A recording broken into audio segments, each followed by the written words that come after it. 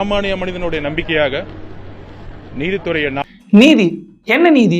கோர்ட்ல கேஸ் போட்டிருக்காங்க. என்ன கேஸ்? சிபிஐக்கு மாத்துங்க அப்படின்னு கேஸ் போட்டிருக்காங்க. சிபிஐ வந்தா என்ன நடக்கும்னு இவர் சொல்லியிருப்பாரு. கொடுத்ததே காலம் தாண்டி ஒரு 5 வருஷம் கேஸ் தள்ளி போடுங்கன்னு சொல்றதுதான் சிபிஐ. காலம் தாண்டி ஒரு 5 வருஷம் கேஸ் தள்ளி போடுங்கன்னு சொல்றதுதான் சிபிஐ. லேட் ஆக்குறதுக்கு அப்படின்னு இவர் சொல்லியிருக்காரு. இவர் மட்டும் சொல்ல, சிபிஐ யார் கண்ட்ரோல்ல இருக்காங்கன்னா சொன்னது யார் தெரியுமா? டிவிகேவின் தலைவர் வார்த்தை விஜய். வார்த்தையால் விளையாடும் வார்த்தை ஜாலங்கள் மிக்க வார்த்தை தலைவர் விஜய் சொல்லியிருக்காரு.